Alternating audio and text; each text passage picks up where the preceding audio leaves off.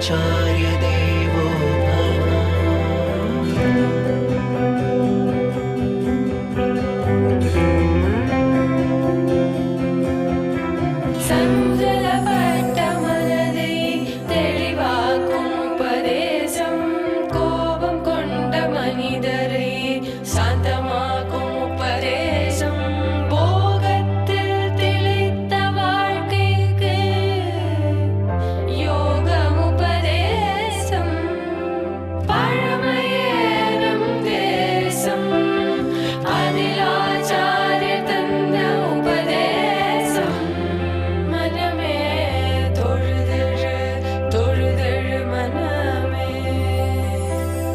मातृदेवो भव पितृदेवो भव आचार्य देवो भव.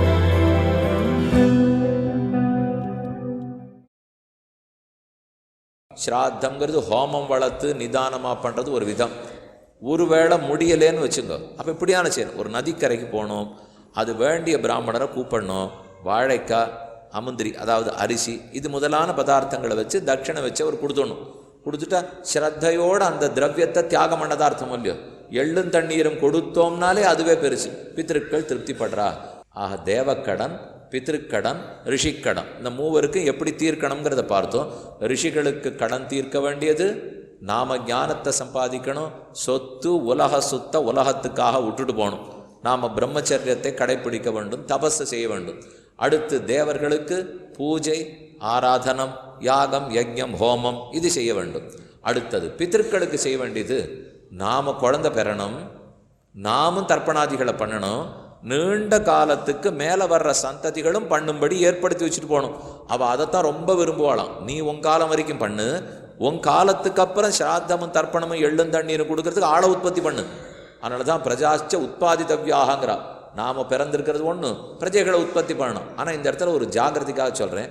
ஒருவேளை நமக்கு குழந்தை இல்லை, சாமி நாங்கள்லாம் மோட்சம் போவோமா இல்லையா? இப்போ நீர் சொல்கிறத பார்த்தா பித்திருக்களுக்கு திரும்பியே கொடுக்காத போடுவோம் போல் இருக்கே, அப்படின்னா பெரிய ஆபத்தாக எங்களுக்கு பாவம் வந்துருமானால் கவலைப்படாதீங்க. எப்பவுமே சாஸ்திரம் வஞ்சனையாக நடந்துக்காது.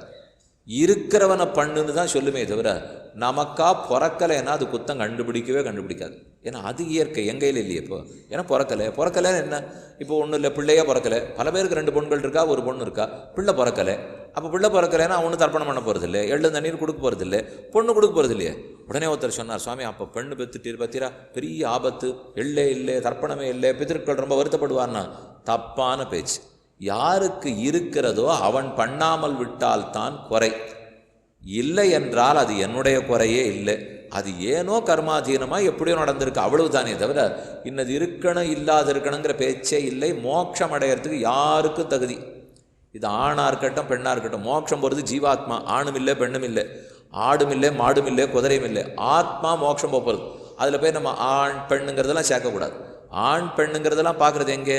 ரிஷிக்கடனை தீக்க, தேவக்கடனை தீக்க, பித்திருக்கடனை தீக்க. மோட்சத்துக்கு இதுக்கு எந்த சம்பந்தமும் இல்லை.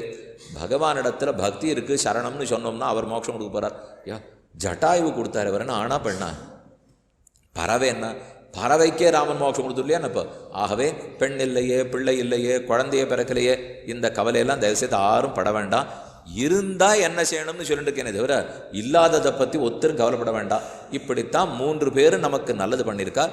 இந்த 3 பேருக்கு அதை திரும்ப கொடுக்க வேண்டும். இது இப்போ முதல்ல அர்த்தம் பார்த்துட்டோம்.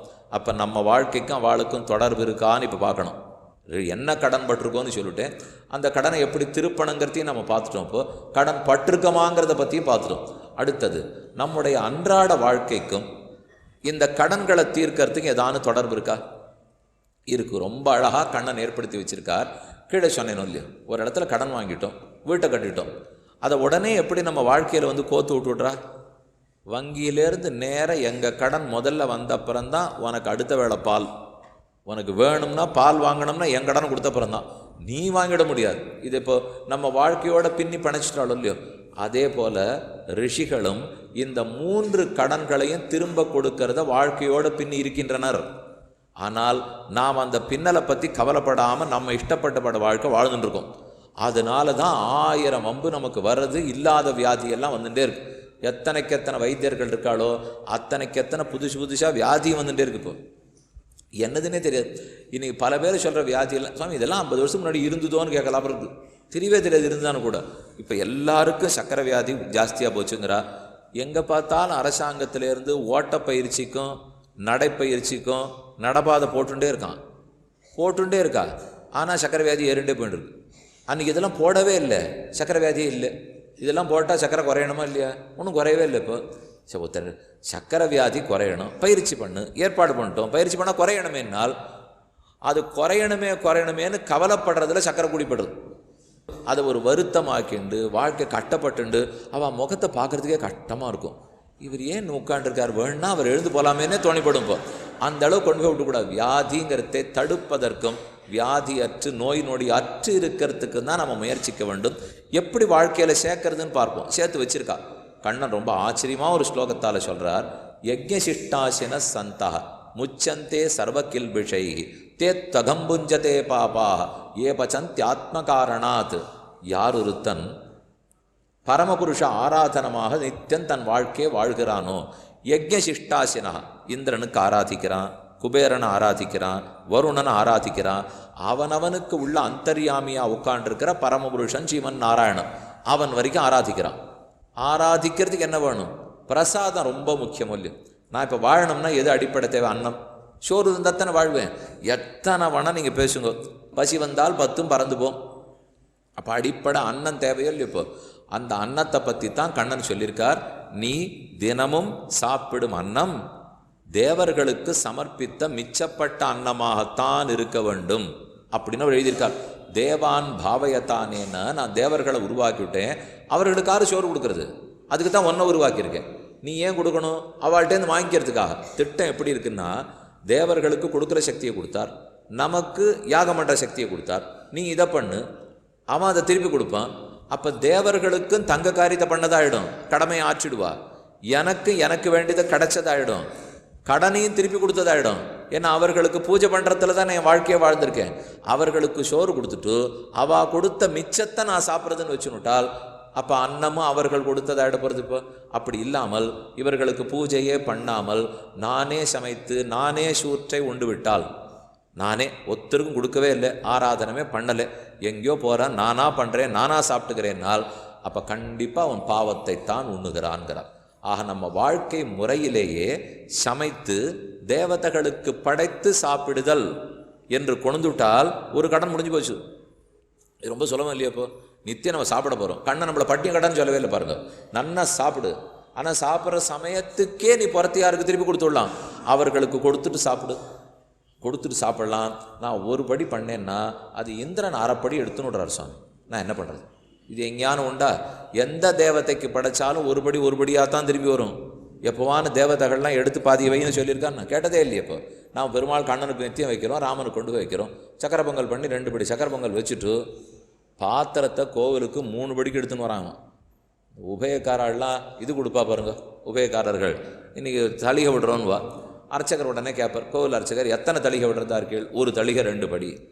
2 படியை விட்டால் ஒரு படி விநியோகத்துக்கு போகிறது, ஒரு படி வீட்டுக்கு வருதுன்னு சின்ன பாத்திரம் எடுத்துன்னு போனால் தேவையில்லை.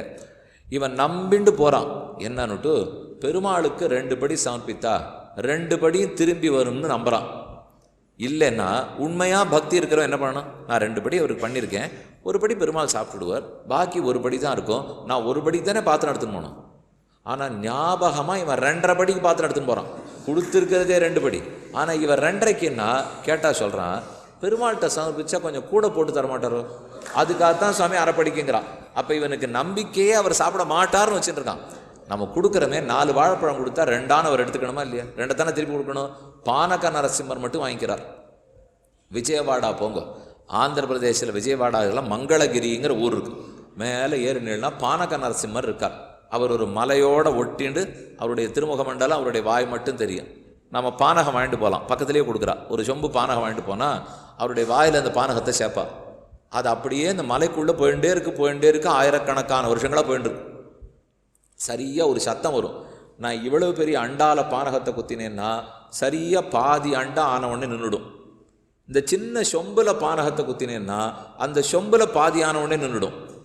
வெறும் ஒரு இந்த பாத்திரத்தில் பாதியை குத்தினேன்னா அந்த பாத்திரத்தில் பாதியான உடனே நின்ன உடனே பாக்கி பாதி நமக்கு பிரசாதம். சுவாமி உலகத்திலேயே சாமர்த்தியக்கார பெருமாள் ஒருத்தர் தான் சுவாமி. ஒழுங்காக பாதி எடுத்துக்கிறார் பாருங்க. மற்ற எல்லா பெருமாளும் கொஞ்சம் சமத்து போராது போல் இருக்கு. இப்போ எத்தனை கொண்டு போய் வச்சாலும் மொத்தத்தை திருப்பி கொடுத்துட்றாள். இவன் திருப்பி கொடுக்கறத பழக்கமாக்கணும்டான். இப்போ ஆகவே எப்படியும் எல்லாத்தையும் கொடுத்தா திருப்பி கொடுத்துட்றாரு. எது கொடுக்கணும்னு விடுறான். கொடுத்துட்டு திருப்பி வாங்கிக்கணுங்கிற எண்ணம் இருக்க வேண்டாமா? அப்படி இல்லைன்னால் இவன் தானே பாபத்தை தான் சாப்பிட்றான்னு கண்ணன் சொல்லுகிறார். அப்போ நம்ம அன்னம் உணவில் கொண்டு இந்த கடன் கொடுக்கறது திரும்ப சேர்க்கப்பட்டிருப்பாருங்க. நான் அவளுக்கு எப்படியோ படைக்கணும், வெறுமை படையன்னு அவன் சொல்ல மாட்டான். நம்ம உணவோட சம்பந்தப்படுத்திட்டா பண்ணியே ஆகணும் இல்லையோ. இதே போல் வங்கியில் கடன் வாங்கிவிட்டு நேராக போகணும்னா போயே ஆகணும் இல்லையோ. அதே போல தான் இங்கேயும் வச்சுட்டார். ஆனால் என்ன ஒன்று, வங்கி கடன் லட்சத்தில் 10,000 போச்சுன்னா போனது, இங்கே ஒன்றுமே போகாது. அவர்களுக்கு சமர்ப்பிச்சுட்டா மொத்தமே திரும்பி வந்துடுறது இல்லையோ. அப்போ குறையவும் இல்லை, ஆனால் கடன் திரும்பி போய்டுறது பாருங்க. நம்ம சொத்தில் ஒருபடி கூட குறையவே இல்லை, வெறும கண்ணால் பார்த்துட்டு திருப்பி கொடுத்துருக்கா. ஆக இந்த கடன் திருப்புவதெல்லாம் பாவம், மனோபாவம், உள்ளத்தில் இருக்க வேண்டிய நன்றி. யாரும் திரவியத்தை கேட்கவே இல்லை. இப்போ நீ எனக்கு ஒரு படி கொடுன்னா இந்திரன் கேட்டார். இப்போ அந்த பண்ணிருக்கிறபடி எனக்கு படைத்து விட்டு உன், அவ்வளவுதான் அவர் சொல்லுகிறாரே தவிர எனக்கு அரைப்படி கொடு ஒரு படி கொடுன்னு கேட்கவே இல்லையே. இப்போ நீ காசு செலவழின்னு அவர் சொல்லவே இல்லையே. ஆகவே அவர்கள் கொடுக்கறது எல்லாத்தையும் திரவியமாக கொடுத்துருக்கா, ஆனால் திரும்ப கேட்கறத பக்தியாக கேட்குறா. அதைத்தான் நாம் புரிந்து கொண்டு, ஓ இப்படி இருக்கிறது எனக்கு ஒன்று கஷ்டமே இல்லையே, தாராளமாக கொடுக்கலாமேன்னு தோணணுமோ இல்லையோ. கண்ணன் சொல்கிறார், யஜ்ஞசிஷ்டாசன சந்தா முச்சந்தே சர்வகில்பிஷை தே ததம்புஞ்சதே பாபாக ஏ பச்சந்தியாத்ம காரணாத். அப்போ பரமபுருஷனுக்கு ஆராதனமாக இல்லாமல் என் இஷ்டப்படி நானே சமைத்து உண்டால் அது பாப்பமாயிடுறது. அதுக்கு மேலே எப்பப்படி வேலை வரும் பாருங்க. இப்போ சமைக்கணுமோ இல்லையோ, சமையலுக்கு பாத்திரம் வேணும், சமைக்கிறதுக்கு மண்பானை சட்டி வேணும், சமைக்கிறதுக்கு விறகு வேணும், சமைக்கிறதுக்கு அரிசி வேணும், எடுத்து ஆகுதி கொடுக்கறதுக்கு கரண்டி வேணும், அதுக்கு நெய் வேணும்.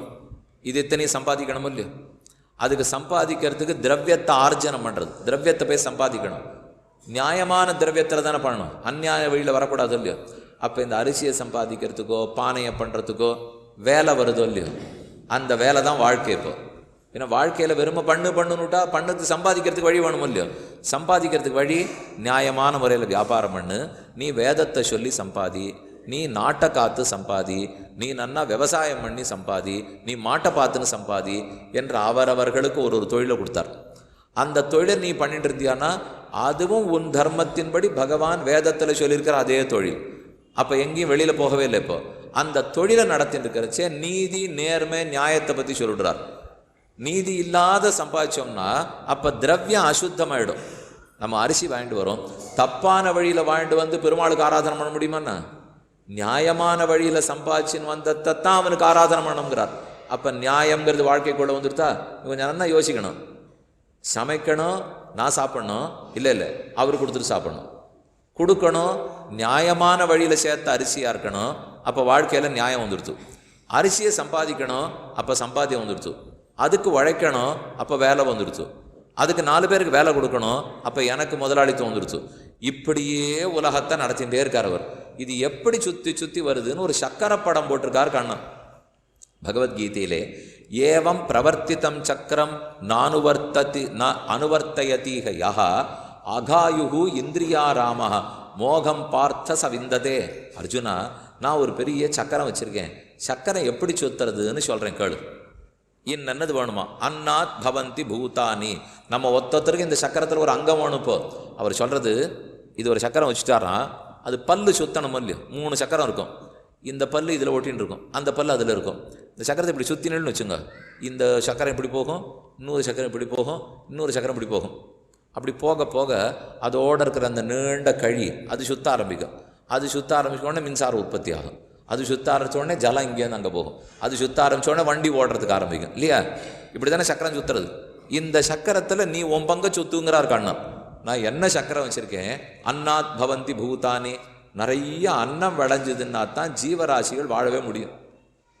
அப்போ அன்னம் முக்கியமாகிடுதா? அன்னாத் பவந்தி பூதானி. அன்னம் விளையிறதுக்கு என்ன வேணும்? பர்ஜன்யாத் அன்ன சம்பவா. மழை பெஞ்சாதான் அன்னமே விளையும். மழை பெய்யறதுக்கு என்ன வேணும்? இப்போ அதுவா, வருஷம் மழை வேணும்னா யாக யஜ்யங்கள் பண்ணி ஆகணும். இப்போ யஜ்ய சமுத்பவா, யஜ்யம் பண்ணியிருந்தா தான் மழையே பெய்யும். யஜ்யம் பண்ணுறதுக்கு என்ன வேணும்? கர்மம் செய்யணும். கர்மம் செய்யறதுக்கு எது வேணும்? சரீரம் வேணும். சரீரத்துக்கு வளர்கிறதுக்கு என்ன வேணும்? ஆத்மா வேணும். ஆத்மா எடுத்துட்ட சரீரம் கர்மா பண்ண போகிறது. கர்மந்தான் யஜ்யம். யஜ்யத்தால் மழையினால் நெல் அரிசி, அதை சாப்பிட்டு தான் இவன் வாழ்ந்தாகணும். ஆக இவனே பண்ணுகிற யஜ்யத்தாலே இவனே சோறு வளர்த்து உண்ணுகிறான். இதைத்தான் ஒரு சக்கரம்ங்கிறவர். இப்போ நானே தான் யஜ்யம் பண்ணுறேன். யஜ்யத்தினால பகவான் தேவதைகள்லாம் திருப்திப்படுறா. அதனால மழை பெய்யுறது. மழை பெஞ்சதுனால அன்னம் வருது. அந்த அன்னத்தை நான் சாப்பிட்றேன். அந்த அன்னத்தில் ஒரு பகுதியை எடுத்து இந்திரனுக்கு கொடுக்குறேன். திருப்திப்பட்டதுனால மழை பெய்யுறது. மறுபடியும் நெல் விளையிறது, சாப்பிட்றேன். ஆக இப்படி நானே இந்த சக்கரத்தில் இருக்கேன். இப்போ அர்ஜுனா, இந்த சக்கரத்தை புரிஞ்சுட்டு நீயும் சுற்றி விடணும். என்னன்னு சுற்றலாம் பாருங்க. இதில் எந்த இடத்துல வேணால் நம்ம உள்ளே புகுந்துக்கலாம். இப்போ அன்னத்தை விளைக்கிற இடத்துல புகுந்துக்கலாம், மழையை காப்பாற்றுற இடத்துல புகுந்துக்கலாம், குளத்தை வெட்டுற இடத்துல புகுந்துக்கலாம், நெல் தீட்டுற இடத்துல புகுந்துக்கலாம். எதில் வேணால் நம்ம உள்ளே இருக்கலாம் இல்லையோ. ஆனால் அதில் இருக்கணும். அது அத்தனையும் இது பகவானுக்கு திரும்ப செலுத்துறோங்கிற எண்ணத்தோடு இருக்க வேண்டும். இருந்தால் சக்கரத்தை நீ சுத்திருக்கேன்னு அர்த்தம். ஏவம் பிரவர்த்தித்தம் சக்கரம் அன்னாத் பவந்தி பூதானி யஜ்ஞ பர்ஜன்யாத் அன்னசம்பவ யஜ்ஞாத் பவதி பர்ஜன்ய யஜ்ஞ கர்மசமுத்பவ கர்ம பிரம்ம உத்பவம் வித்தி பிரம்மம் அக்ஷர சமுத்பவம் தஸ்மாத் சர்வகதம் பிரம்ம நித்தியம் யஜ்ஞே பிரதிஷ்டிதம். ஆக இந்த சரீரமே யஜ்ஞத்தில் தான் பிரதிஷ்டையாயிருக்குன்னு புரிந்துகொள். ஏவம் பிரவர்த்தித்தம் சக்கரம், இப்படி நான் தூண்டி விட்டிருக்கிற இந்த சக்கரத்தை யாரொருத்தன் தன் பங்குக்கு சுற்றி விடவில்லையோ, தன் பங்குக்கு அவனு சுற்றி விடணும். யார் தன் பங்குக்கு இந்த சக்கரத்தை சுற்றி விடலையோ அவனுக்கு நான் ஆயுள் கொடுத்ததே வீண்கிறார். பகவான் எதுக்கு நமக்கு பிறவி கொடுத்துருக்காருனால், பித்திருக்கள் மூலம் பிறவியை கொடுத்து, ரிஷிகள் மூலம் ஞானத்தை கொடுத்து, தேவதைகள் மூலம் காத்து மழையை கொடுத்து, நீ இதை திருப்பி கொடுக்குற வேகத்தில் உலகத்தையே சுற்றிடுறாரோ இல்லையோ. இவன் ஒவ்வொருத்தனும் வேலைக்கு போகிறான்.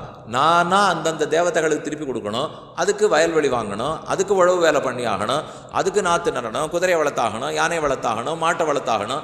அப்போ உலகமே நன்னா ஓட்டப்பட்ட சக்கரமாட்டம் ஓடும் இல்லையோ.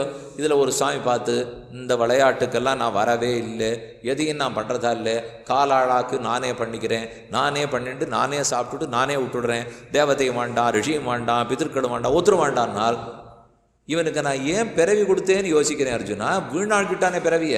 அகாயுகு, இவன் வாழற வாழ்க்கையை தப்பான வாழ்க்கைன்னு விட்டாரோ. ஆகவே உலகத்தில் நமக்கு ரொம்ப முக்கியமான பங்கு இருக்குது. இயற்கையை பாதுகாக்க வேண்டிய பங்கு இருக்குது. நாம் அன்னத்தை விளைக்கிறதுக்கு வேண்டிய பங்கு இருக்குது. யாகயங்களை செய்யறதுக்கு வேண்டிய பங்கு உள்ளது, செய்ய வேண்டும். ஆகவே வாழ்க்கையோடு, தினப்படி வாழ்க்கையோடு பின்னி பிணைஞ்சிருக்குது. இது ஏதோ ஒரு நாள் கோவிலுக்கு போயிட்டு வர மாதிரி இல்லை. அதுக்கு தான் வீட்லேயே ஆராதனை வச்சுருக்கா. இவங்கேருந்து கிளம்பி கோவிலுக்கு போனால் வாழ்க்கையோட சேர்ந்ததே இல்லையே. தனியான்னா போயிட்டு வரணும். இப்போ அப்படி இல்லை, வேண்டாம் வீட்லேயே வச்சுக்கோ. வீட்டில் வச்சுட்டு ஆராதனை பண்ணணுமா, பூஜிக்கணுமானால் பூஜிச்சுட்டு மிச்சத்தை தான் சாப்பிடணும்னு சொல்லிவிட்டா அப்போ பூஜித்தே தான் ஆகணும். நீயா பண்ணி சாப்பிடுன்னு ஒத்துக்கலை. எனக்கு பூஜிக்கணும், பூஜை சமயத்தில் பிரசாதத்தை படைக்கணும், அதுதான் உனக்கு பிரசாதம் விட்டால் சாப்பிடாதவன் இருக்க மாட்டானோ இல்லையோ. அப்போ தானே சாப்பிட்டுக்கலாம். என்னால் எனக்கு படைக்கப்படாத சாப்பிட்டா பாபம்னு விட்டாரோ இல்லையோ. ஆகவே அதை படைச்சுட்டு சாப்பிட வேண்டும். அவனுக்கு பூ சூடிட்டு நாம் சூடணும், அவனுக்கு புடவையை சமர்ப்பிச்சுட்டு நாம் எடுத்துக்கணும் என்று வாழ்க்கையில் ஒவ்வொரு அவயவத்திலும் அங்கத்திலும் அவனோட பின்னி பிணைந்திருக்க வேண்டும். அப்படி இருந்ததுன்னா தானே இந்த கடன்கள்லாம் தீண்டிப்படும். அதை விட்டுட்டு நம்ம தனித்து ஏதோ வாழ்க்கை வாழணும்னு பார்த்தோம்னால் கடன் தொடர்ந்து கொண்டே தான் வரும். சரி, இவர்களுக்கு தினமும் என்ன பண்ணணும், மாசத்தில் என்ன பண்ணணும், வருஷத்தில் என்ன பண்ணணும்? தினமும் பிரம்ம யஜ்ஞம் பண்ண வேண்டும். இது ஒரு வழி சொல்கிறாப்பு. பிரம்ம யஜ்ஞம் பண்ணுறதுன்னா வேதத்தை கற்றவர்கள், வேதத்தை ஆறு கத்திருக்காளோ, ஆருக்கு அதுக்கு உண்டோ அவர்கள் ஒரு பிரஷ்னம் சொல்ல வேண்டும். வேதத்திலேருந்து ஒரு பிரஷ்னமான ஓதினால் பிரம்ம யஜ்ஞம் பண்ணதா அர்த்தம். அதெல்லாம் தெரியாது சுவாமி, எங்கே இருக்குது வேதம், யாருக்கு தெரியும்? இப்போ அதெல்லாம் எனக்கு ஒன்றும் தெரியாது, என்ன பண்ணலாம்? சரி, காயத்ரியை ஓத வேண்டும். இல்லை சுவாமி, அதுக்காண்டி எனக்கு ஒன்றும் வழி இல்லை. இப்போ ஒன்று செய்வோம். அந்த வேதத்துக்கு சமமாக இருக்கிற ஆழ்வார்களுடைய பாசுரங்கள்லேருந்து தினமும் 100 பாசுரங்களையாவது சொல்லணும். 100? அது ரொம்ப அதிகமாக இருக்கும் உங்களுக்கு. இப்போ அப்படின்னா வேண்டாம், 10 பாட்டு. திருப்பாவை 30 பாசுரம். திருப்பாவை 30 சொன்னால் வேதம் சொன்னதாகுமா? எழுதியிருக்காளே, வேதம் அனைத்துக்கும் வித்தாகும் கோத தமிழ் 5 அறியாத மானிடரை வையம் சுமப்பதும் வம்பு. வேதத்துக்கு சமமாக இருக்கக்கூடியது திருப்பாவை. அதே போல் நம்மாழ்வாருடைய திருவாய்மொழியிலேருந்து 10 பாட்டு சொல்லுவோம். எய்தற்கரிய மரகளை 1000 இந்தமிழால் பெய்தற்குலகில் வரும் ஷடகோபனை சிந்தையுள்ளே பெய்தற்கரை இசையும் பெரியவர் பாதங்களேன்னு ராமானுஜன் உத்தந்தாதியில் பாசுரம். அப்போ 1000 பாசுரங்கள் திருவாய்மொழி இருக்குது, 1000 பாட்டு திருமங்கை ஆழ்வார்து இருக்குது, 45 பாசுரம் தொண்டரடி புழி ஆழ்வார்து இருக்குது, 10 பாசுரம் திருப்பான் ஆழ்வார்து இருக்குது, 100 பாட்டு பொய்கை ஆழ்வார்து இருக்குது. எது வேணுமோ ஒரு 10 பாட்டு, தினப்படி 10 பாடல்கள், இல்லை திருப்பாவு 30 பாசுரம், திருப்பல்லாண்டு 12 பாட்டு சொல்லலாமே. சொன்னால் பிரம்ம யஜ்யம் பண்ணதாகி விடுகிறது. அப்போ பிரம்ம யஜ்யம் பண்ணுறதுக்கு சுலபமான வழி, எங்கேயோ தவிச்சுட்டு போகவே வேண்டாம். இப்போ பிரம்ம யஜ்யம்னு பேரை கேட்கச்சே பாதி பேர் விழுந்துட்டா, பேரே சரியில்லை சுவாமி, இதெல்லாம் எங்கே இருக்குன்னே தெரியலன்னா. ஆனால் அதே திருப்பாவேன்னு சொல்லச்சு நிமிந்து உட்காந்துடும் இல்லையோ, திருப்பல்லாண்டுன்னா நிமிந்து உட்காந்துக்கிறேன். 2 வழியும் பெரியோர்கள் கொடுத்துருவா. கட்டமான வழியை சொல்லுவா, நம்ம பயப்படுவோன்னு தெரியும், எளிய வழியை சொல்லிடுவா. ஆனால் இவன் அதையும் பண்ணாது இருக்கிறது தான் கொடுமை. அவளே மனம் வந்து கொடுத்துருக்காளோ இல்லையோ. அப்போ அதையாவது நாம் செய்ய வேண்டும். தினமும் பிரம்மயஜ்யம் செய்ய வேண்டும்.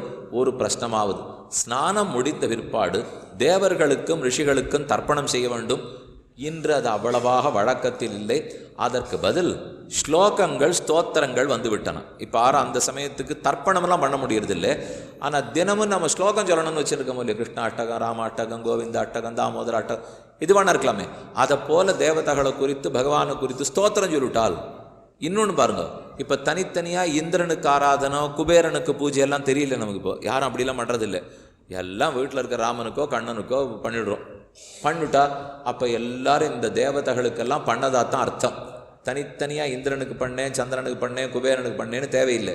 அவள் ஒத்தொத்தருக்குள்ள அந்தராத்மாவா பகவான் தானே இருக்கார். அதனால் பெருமானுக்கு பூஜையை ஒழுங்காக பண்ணிவிட்டால், நான் பண்ண வேண்டிய ஸ்லோகம் ஸ்தோத்திரங்களை ஒழுங்காக சொல்லிட்டால் எல்லா தேவதைகளையும் ஆராதித்ததாத்தான் அர்த்தம்.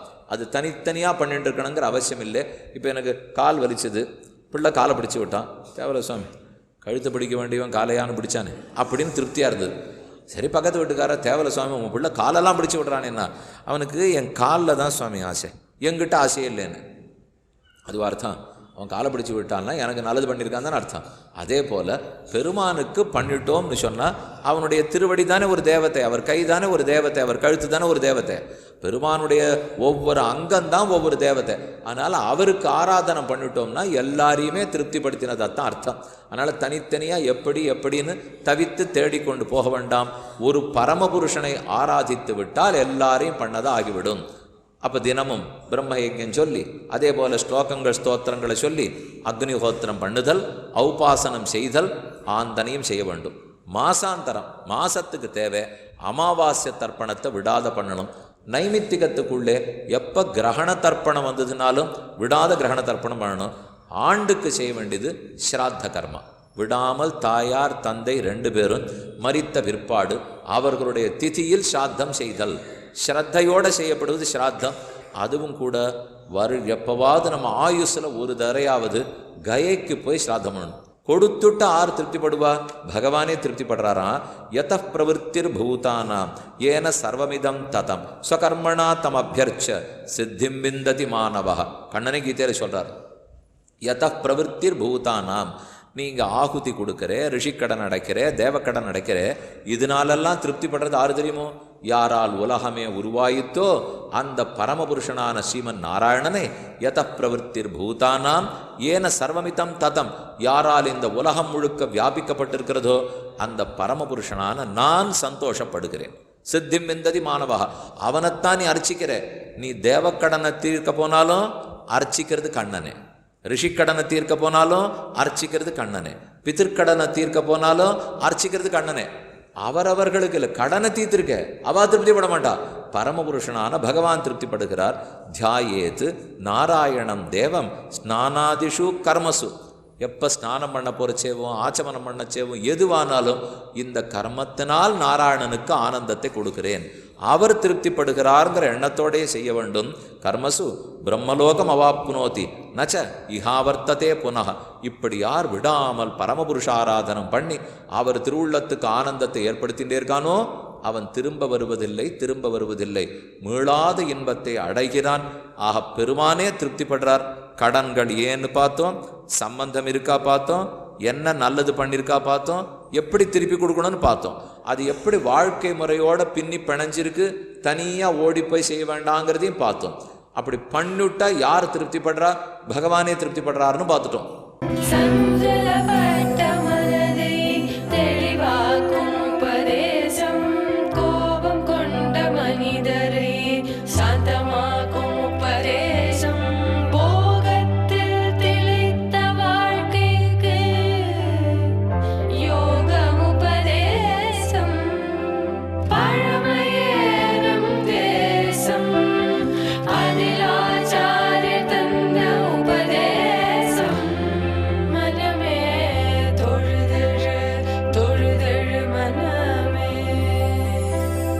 मातृदेवो भव पितृदेवो भव आचार्यदेवो भव